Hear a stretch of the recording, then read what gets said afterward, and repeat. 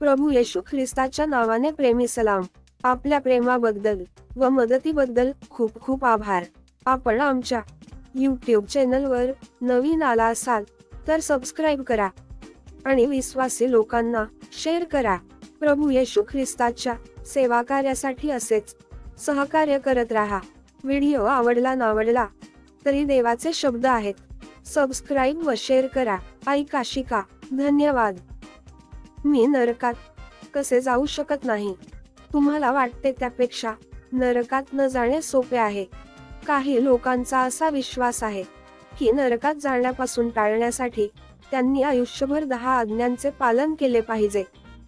काही लोकांचा असा विश्वास आहे की त्यांनी नरकात जाणे टाळण्यासाठी काही विधी किंवा समारंभांवर विश्वास ठेवला पाहिजे. काही लोकांचा असा विश्वास आहे की आपण नरकात जाऊ की नाही हे आपण कधीही निश्चित करू शकत नाही. यापैकी कोणताही दृष्टिकोन योग्य नाही. एखादी व्यक्ती मृत्यूनंतर नरकात जाण्याचे कसे टाळू शकते हे बायबलमध्ये अगदी स्पष्ट आहे. बायबलमध्ये नरकाचे वर्णन एक भीतीदायक आणि भयानक ठिकाण असे केले आहे. नरकाचे वर्णन शाश्वत अग्नी. मत्ते 25 अध्याय 41 वचन, अग्निशबल अग्नी. मत्ते 3 अध्याय 12 वचन, सर्व काळ लज्जास्पद आणि तिरस्काराचे ठिकाण. दानिएल 12 अध्याय 2 वचन, अशी जागा आहे जेथे अग्नी अभेद्य आहे. मार्क 9 अध्याय 44 ते 49 वचन, आणि शाश्वत नाश म्हणून वर्णन केले आहे. 2 थेस्सलनिक 1 अध्याय 9 वचन. प्रकटीकरण 20 अध्याय 10 वचन. नरकाचे वर्णन अग्नी आणि गंधक यांचे सरोवर असे करते जेथे सर्व काळ यातना असतील. प्रकटीकरण 20 अध्याय 10 वचन. अर्थात नरक हे एक ठिकाण आहे जे टाळले पाहिजे. नरक का अस्तित्वात आहे आणि देव तेथे काही लोकांना का पाठवेल? बायबल आपल्याला सांगते की देवाने सैतान आणि त्याच्या विरुद्ध बंड करणाऱ्या त्याच्या देवदूतांसाठी नरक तयार केला. मत्ते 25 अध्याय 41 वचन. ज्यांनी देवाच्या क्षमेची ऑफर नाकारली त्यांना सैतान आणि त्याच्या पडलेल्या देवदूतांप्रमाणे शाश्वत नशिबात दुःख भोगावे लागेल. नरकाची गरज का होती? केलेले सर्व पाप शेवटी देवाविरुद्ध आहे. स्तोत्र 51 अध्याय 4 वचन. आणि कारण देव एक अमर्याद आणि शाश्वत अस्तित्व आहे. फक्त एक अनंत आणि शाश्वत देव पुरेसे आहे. नरक ही अशी जागा आहे जिथे देवाचा पवित्र आणि न्याय निर्णय पूर्ण होतो. नरक ही अशी जागा आहे जिथे देव पापाची शिक्षा देतो आणि जे त्याला नाकारतात त्यांना. बायबल हे स्पष्ट करते की आपण सर्वांनी पाप केले आहे.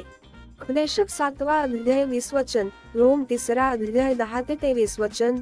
म्हणून परिणामी आपण सर्वजण नरकात जाण्यास पात्र आहोत. तर आपण नरकात जाणे कसे टाळू शकतो? कारण फक्त एकच अनंत आणि शाश्वत किंमत आहे जी द्यावी लागेल. म्हणून देव येशू ख्रिस्त नावाच्या व्यक्तीमध्ये मनुष्य बनला. येशू ख्रिस्तामध्ये देवाने आपल्यामध्ये वास्तव्य केले, आपल्याला शिकवले आणि आपल्याला बरे केले. परंतु या गोष्टी त्याचे अंतिम ध्येय नव्हते. देव मनुष्य बनला. योहान 1 अध्याय 1 वचन, 14 वचन, जेणेकरून तो आपल्या जागी मरू शकेल. येशू मनुष्यातील देव वधस्तंभावर मरण पावला. देव असल्याने त्याचा मृत्यू पापाची पूर्ण किंमत चुकवत आहे. अनंत आणि शाश्वत मूल्य आहे. 1 योहान 2 अध्याय 2 वचन. देवाने आपल्याला येशूला तारणहार म्हणून स्वीकारण्याचे आमंत्रण दिले, कारण त्याचा मृत्यू हा आपल्या पापांसाठी न्याय आणि पूर्ण मोबदला होता. देवाने वचन दिले आहे की जो येशूवर विश्वास ठेवतो, योहान 3 अध्याय 16 वचन, केवळ त्याच्यावरच तारणहार म्हणून विश्वास ठेवतो. योहान 14 अध्याय 6 वचन, त्याचे तारण होईल, म्हणजेच नरकात जाणार नाही. कोणीही नरकात जावे अशी देवाची इच्छा नाही. 2 पेत्र 3 अध्याय 9 वचन. म्हणूनच देवाने आपल्याला अंतिम, पूर्ण आणि पुरेशी बदली दिली आहे. जर तुम्हाला नरकात जायचे नसेल तर येशूला तुमचा तारणारा म्हणून स्वीकारा. देवाला सांगा की तुम्ही पापी आहात आणि तुम्ही नरकात जाण्यास पात्र आहात. हे तुम्ही ओळखता. देवाला सांगा की तुमचा तारणहार म्हणून येशूवर विश्वास आहे. तुमच्यासाठी नरकापासून मुक्ती आणि मोक्ष देण्याच्या त्याच्या तरतुदीबद्दल देवाचे आभार माना.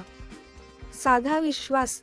तुमचा तारणहार म्हणून येशू ख्रिस्तावर विश्वास ठेवणे, नरकात जाणे टाळण्यासाठी तुम्ही करू शकता एवढेच. आमेन.